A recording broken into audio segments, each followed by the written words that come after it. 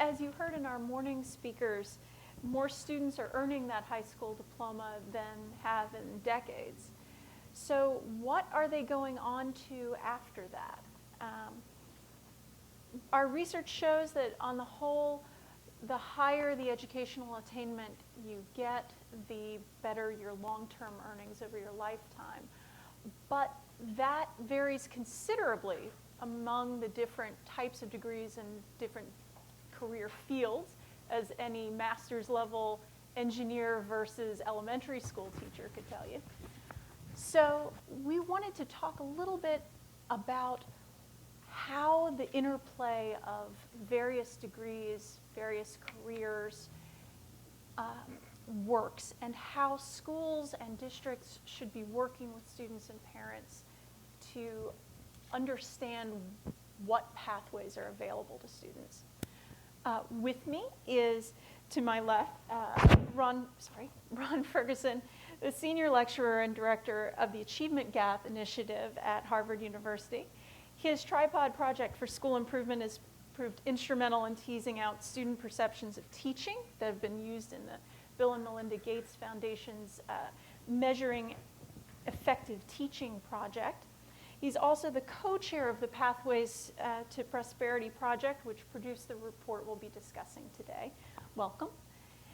And to his left is Amy Wilkins, the Vice President for Governmental Affairs and Communications at the Nonprofit Education Trust, who knows probably more than anybody else in this room about how those achievement gaps affect different students. She's a veteran community organizer working for the Children's Defense Fund, the Democratic National Committee, the Peace Corps, and the White House Office of Media Affairs. Welcome to both of you guys. Thanks, Sarah. I'd like to start with you, Mr. Ferguson. And we'll be having a few questions from me, but mostly I'd like these guys to talk to each other and to you. We'll have about 30 minutes for them, and then 15 minutes for questions from the audience, as well as hopefully questions and not comments from the audience. Starting with you, I mean, a lot of the conversation around college and career has started up or gotten hot in the last couple of years with the change in the economy and what is the value of a given degree. What do you think is the balance in that versus underlying demographic changes that are making this conversation necessary right now? I don't know. I mean, I think this conversation has been necessary for quite a while, and people have been afraid to touch it.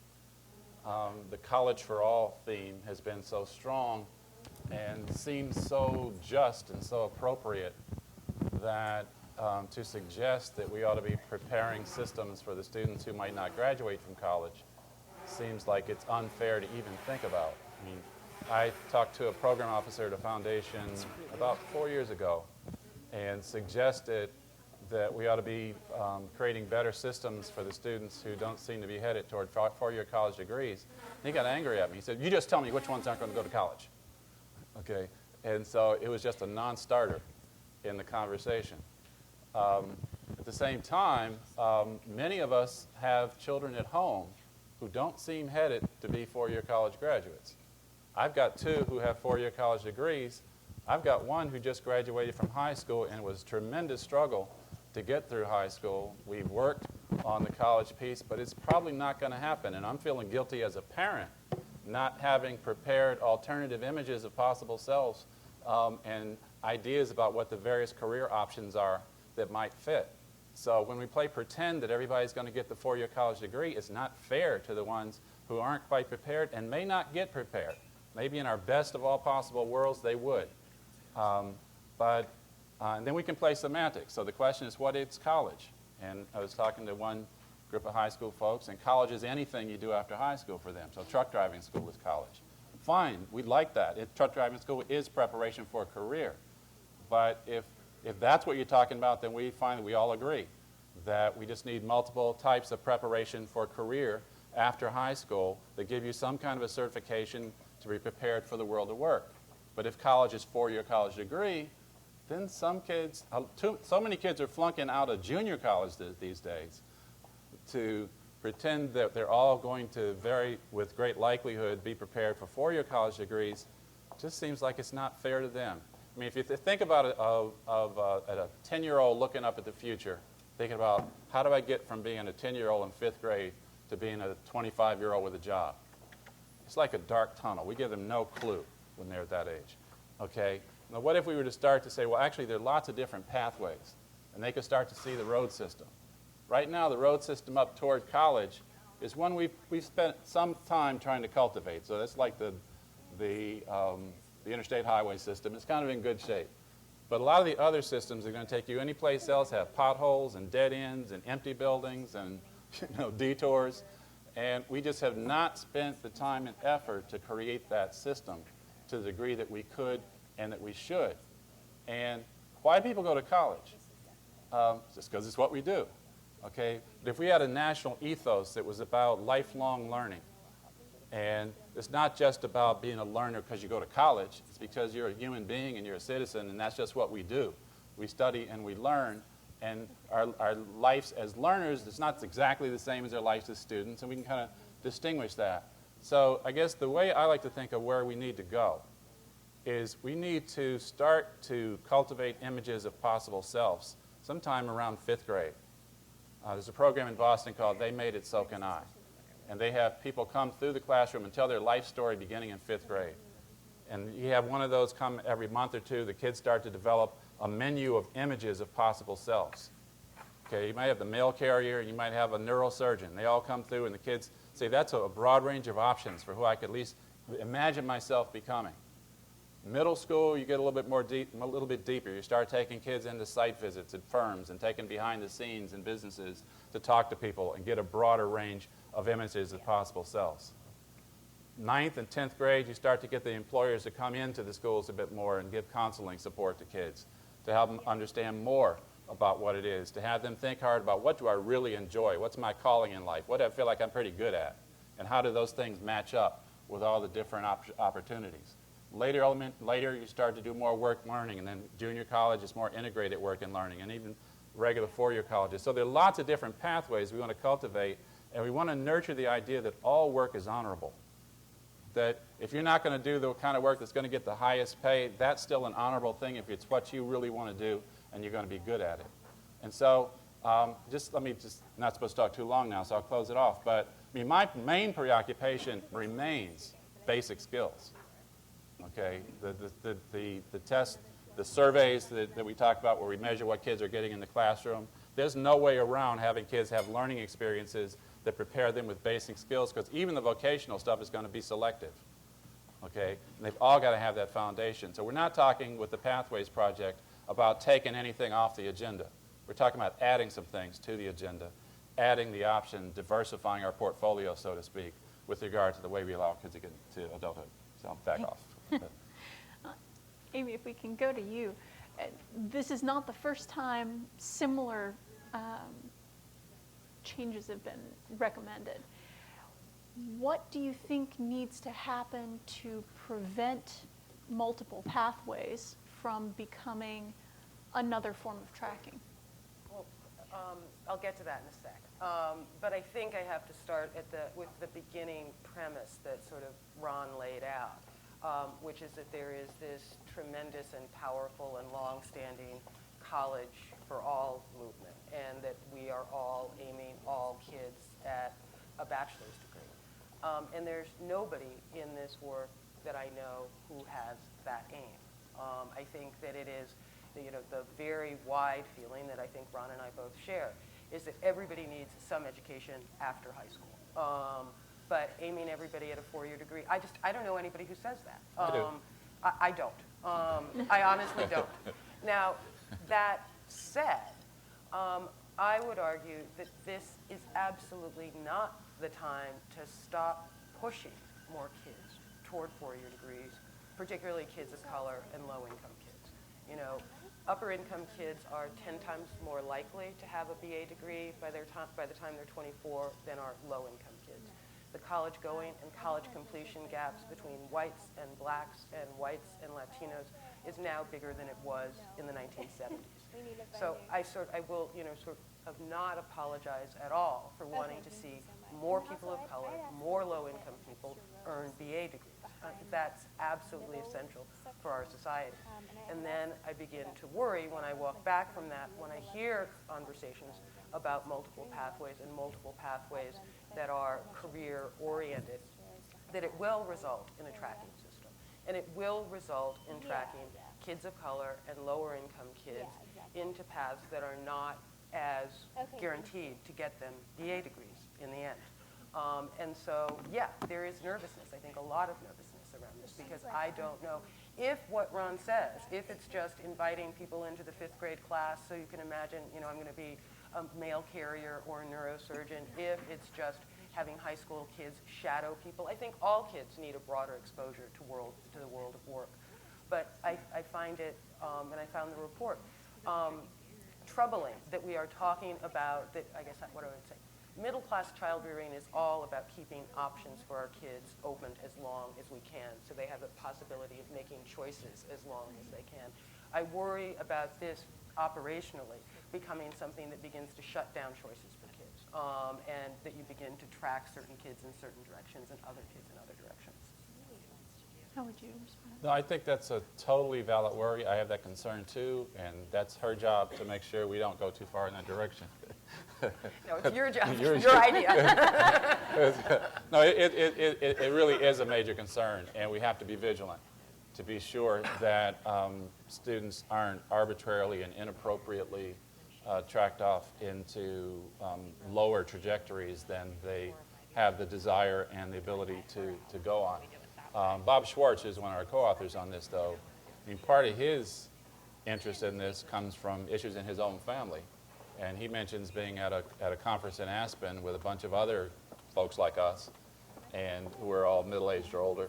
And he said, around the table, let me see a show of hands for how many of you have a student in your household, a kid of your own, for whom a regular four-year college degree either has not worked out or probably will not work out, and the majority of people raise their hand. And so it's that it's totally true that students from less advantaged backgrounds who totally have the interest and the ability to do well often don't have the opportunity and don't have anybody who's pushing them to do well. And we've got to be vigilant on that. We've got to build our capacity, support folks. We have to do the politics to make sure it happens. And all the push on College for All that's been motivated by that desire needs to continue. This is about a balance, and I could argue either side of it. I mean, I was in a school all day yesterday where if the debate had come up, I would have been on that side of it because I talked to a bunch of, I was trying to get the students. I talked to an assembly of students. I was trying to get them interested in what I called a conspiracy to succeed, where people start to support one another and stop undermining one another's success and so on. And some of the high-achieving honors and advanced placement level white students spoke up and said, we see absolutely no reason why we should have any obligation to do anything to help those people, those other kids who just don't care and they don't try. And it was this very entitled, self-righteous, arrogant point of view about who will do well, almost who deserves to have the opportunity to do well. Okay? And to the degree that that point of view among their fellow students or among any of the faculty might tend to dissuade certain kinds of kids who might say, oh, well, I guess I'm not one of those people who's supposed to do college. Okay? We need to work really hard to let everybody know they are totally entitled to anything that interests them and anything that they're qualified for and push in that direction. The point is just that as we do that, there's still going to be some young people who might do better going off to do some kind of a vocational track early on, who struggle through. Again, we can point to kids in our own families who really struggled and who would be nice if they had some more options. You don't even have to give up on the highest level option, but just diversify your portfolio in terms of tracks so you got some fallback positions. And also, we need as a society to continue to cultivate the idea that no matter what you do, if it's honest work and it's an honest effort, it's an honorable thing to do. If I can get you both to pinpoint a little bit, What sort of transition supports, is there a difference between the sort of things that we need for students who are going to a four-year college? There have been a lot of reports of kids arriving on four-year campuses not prepared, versus the sort of supports that kids who are going into programs that have a definite career directive. What differences does that make, and what differences are there in the supports available now for kids going on these multiple pathways? I could start with you. Yeah, I mean, there's a scary space between high school and whatever comes next that nobody really owns, right? I mean, it is not owned by the K-12 system, and it is not owned by the higher ed system. And I think we need to see collaboration between the sectors, including employers, in that space. What we know is the kids who are most likely to get lost in that space are the most vulnerable students, the students who've had the weakest K-12 preparation. When we see very smart institutions of higher education, what they do is I don't know, I'm not a big sports person, but what they do is they flood the zone, right? Mm-hmm. And they get the kid on campus for the summer, and they pre-teach them, right? So that by the time September rolls around, these kids are much stronger academically than they were before, and they're also sort of more used to the social milieu of higher education. And so they are 3 months ahead of other kids coming in. So we see that space can be owned, and we see that it makes a tremendous difference for kids when it is owned, but it is not frequently owned enough, again, either by K-12, higher ed, or employers. And I think Ron and I would agree that people need to take ownership of that space for these kids. Do you have a thought about what that looks like for the kid who, even as of 10th grade, says, I think I want to be in the, he has an image of who he wants to be, and it doesn't require a four-year college degree. How should that work, or beginning in high school? So let me ask the audience a question, maybe. How many of you guys are doing what you thought you would do in 10th grade? Yeah. I mean, it's not a room full of people. One of the things I worry about in this multiple pathways piece is the choices that adolescents make about what they want to do as adults. I mean, we in the education community, in the social science community, in the economics community have all sort of, genuflected at the altar of brain research and what it tells us about how we need to educate our little kids, right? We all have decided that preschool is a terribly important investment because we've seen the magnetic imaging stuff of little kids' brains, and we know they're sponges, and so we got to get them when they're 4. What concerns me then is that we are not, in this conversation, paying enough attention to what the brain research says about adolescents, and what it says quite clearly is they haven't physically developed in their frontal lobes the capacity for strong executive function. And anybody who hangs around adolescents know they make bad choices over and over and over again.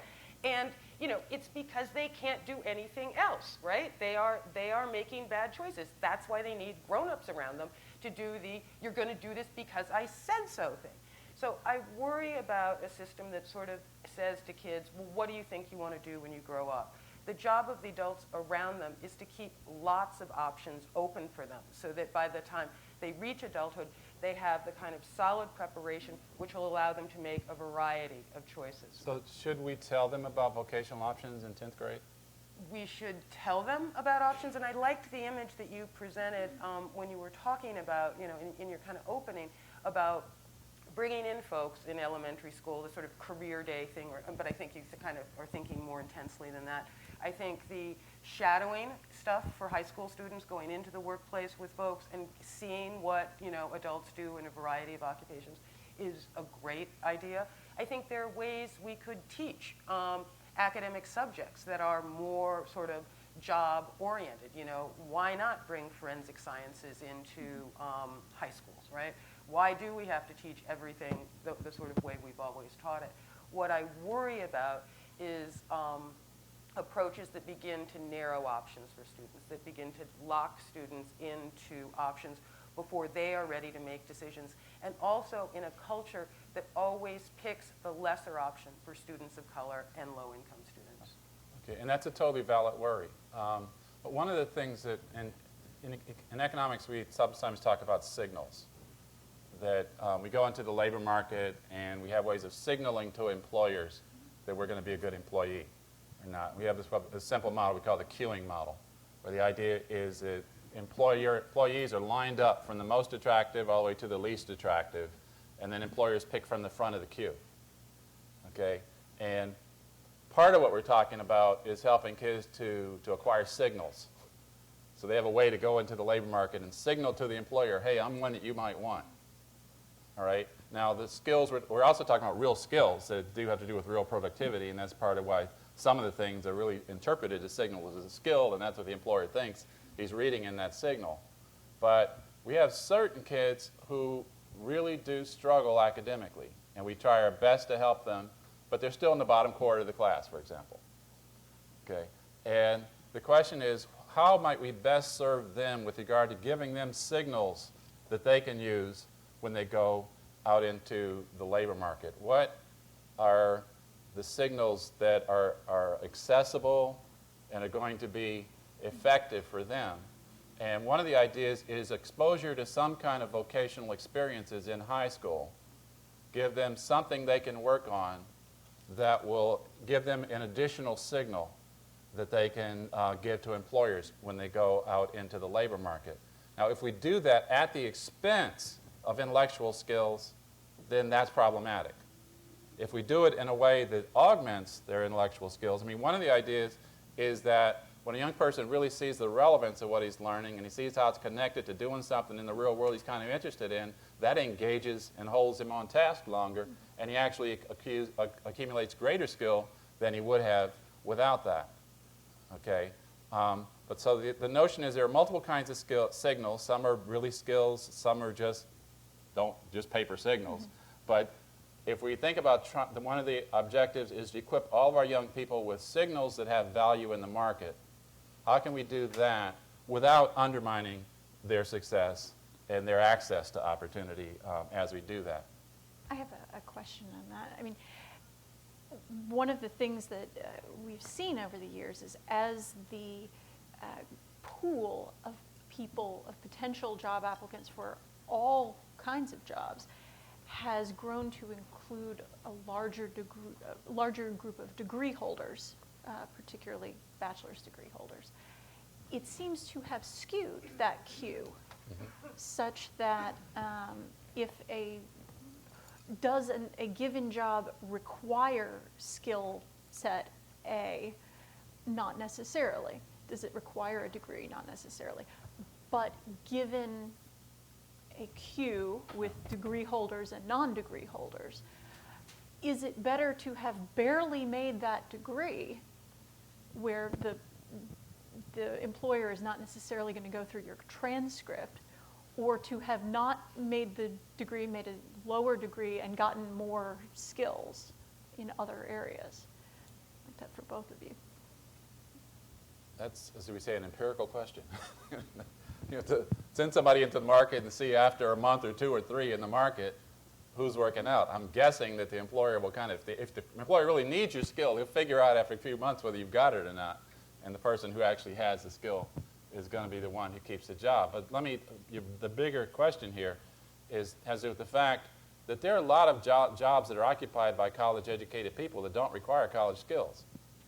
And so he's flashing a time sign at you. He's trying to be discreet, but the Year Up program is an interesting program because they take students who only have high school degrees and they work with them for a year and help them learn how to negotiate the workplace of college-educated jobs. And they work with employers who then place these young people after a year in jobs that are typically occupied by college-educated people, but where there's usually a fair amount of turnover in that population because the college-educated folks often have other options, and so they don't stay as long as the Europe graduates are likely to stay in those jobs. So you go through Europe, you get a $30,000, $35,000 a year job, and what the employers are, at least what they say the employers are saying, is that these young people are totally engaged, they're really great employees on the job, and they love having them. Okay, and so anything you read about what degree level any particular job requires, how do we know what the job requires? We know what the average degree level is of the people in the jobs. But I think most of the claims we make about what jobs require are pretty bogus claims. I think there's something more to a degree than the job level you get. And I want to go back again to where I started.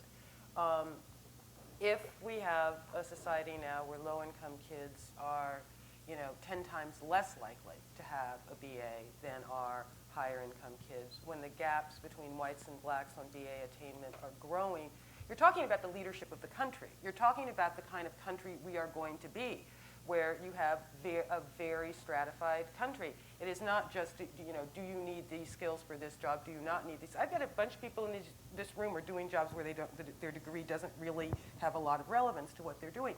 But it is a bigger question than just, is there a skills match? It is about the kind of country we're going to be and why this room, frankly, isn't browner than it is. And unless we set our sights very much on equalizing BA attainment, AA attainment, and sort of attainment all the way up and down the education ladder, we're going to live in an increasingly stratified culture. And I worry that Ron's proposal is an easy off-ramp for people who don't want to do the hard work of getting to equity in education. And if that ends up being what happens, if our thing is an easy off-ramp, if this agenda undermines Amy's agenda, then we got it wrong.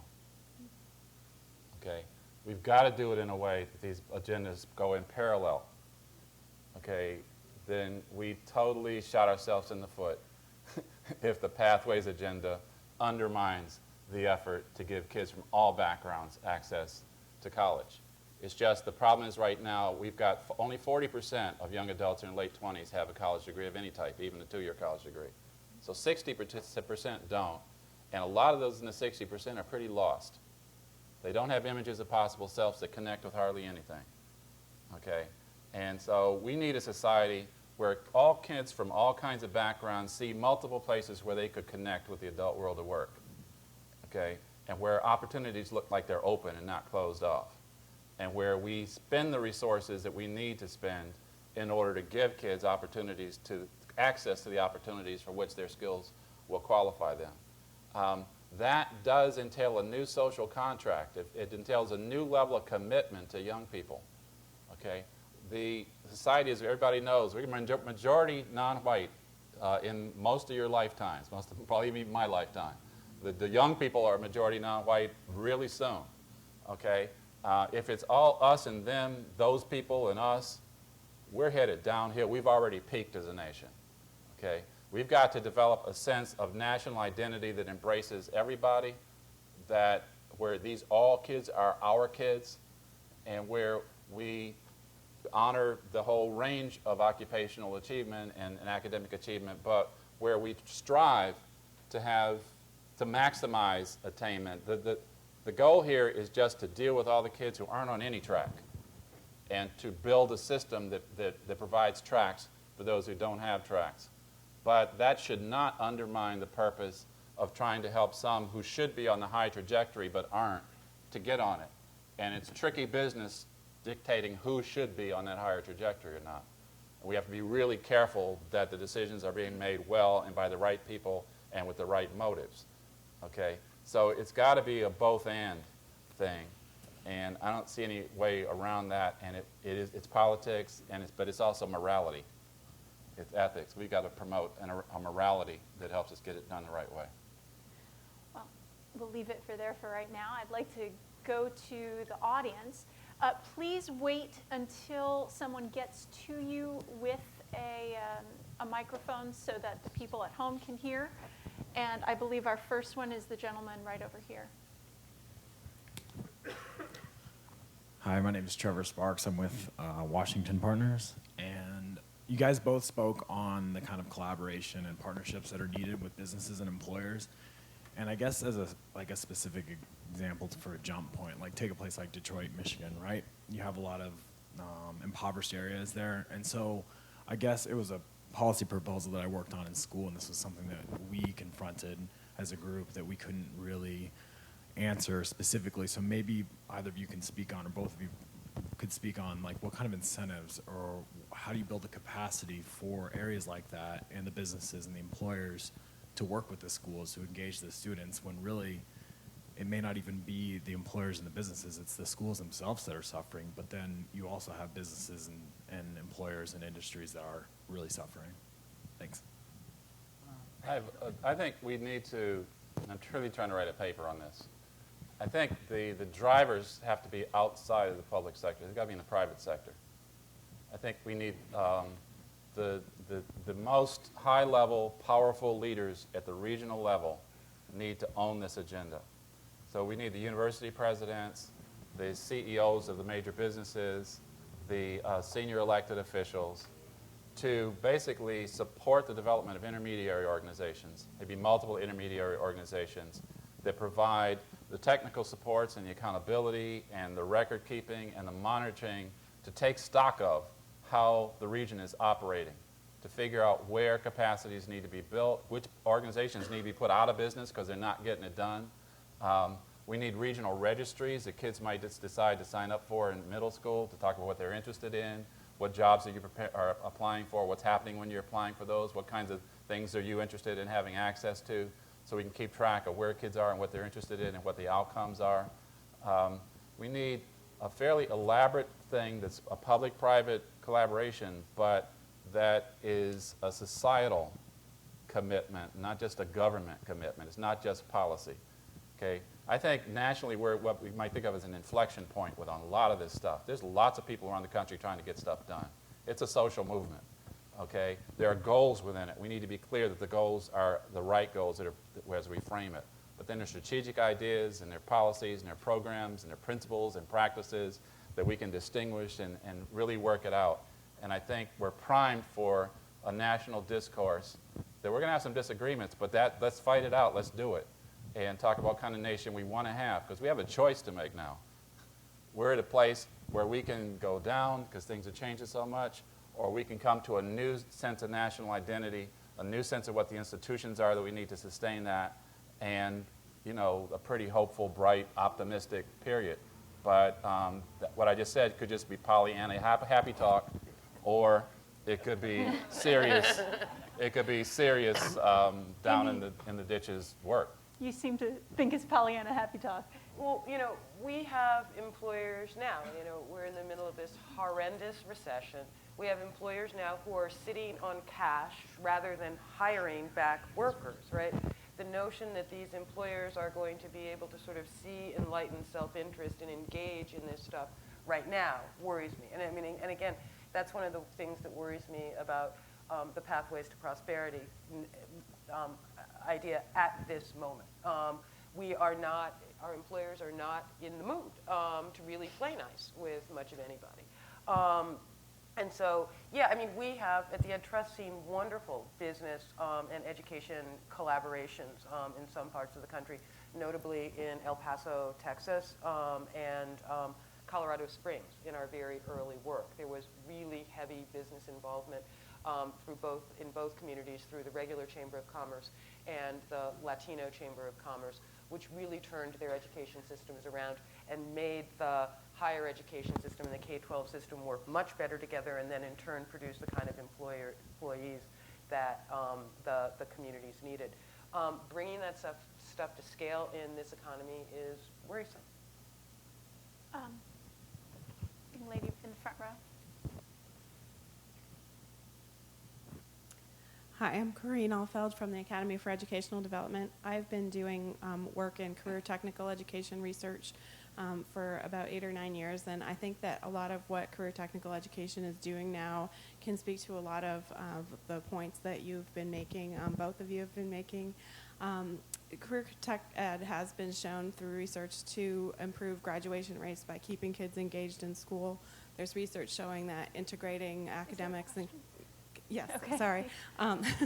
My question is really about what you think about the career technical education programs of study that connect high schools with local community colleges and show students a pathway through their curriculum, the course taking, and where they can go. It shows a roadmap, and if you have any experience with that, and what you think of that as a So, potential.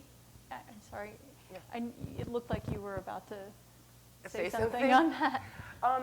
You know, I guess I would say we at the Education Trust are really worried about the community colleges now. When you look at the community colleges around the country, they have lower success rates with students in general than do four-year colleges and universities. And the four-year colleges and universities certainly aren't doing their job either. But we often hear the community college suggested as the right place for the low-income kid or the right place for the kid of color.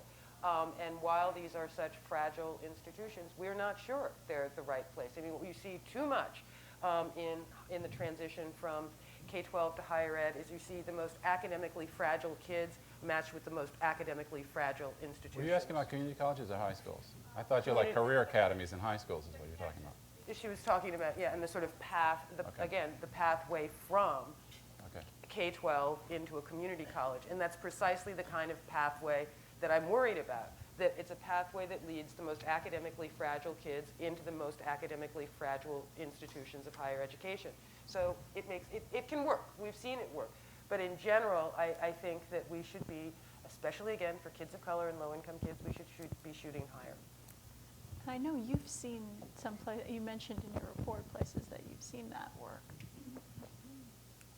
The question is, what's the alternative? I mean, if you take the kids who finished high school because they went through career academies, who would not have finished high school otherwise, okay, you do want to send them into something that works well afterward. And there's a question of whether shooting higher is going to work well for them, or whether sending them to a lousy institution of any type is not a good answer. And so we've got to fix our institutions at all these different levels.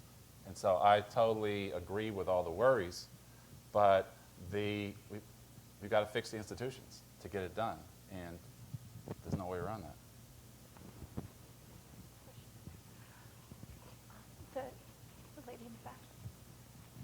Hi, my name is Carolyn Tyke, and I'm with the American Association of Community Colleges. And yes, we do have a lot of problems. But one of the things that we do, I do workforce and economic development, is try to find a pathway for students who swirl in and out. And that's what a lot of our students do because life happens to them. What do you see as a definition of success? It's easy if you say, okay, here's my bachelor's, here's my master's. But we're looking at alternatives for what completion or success means.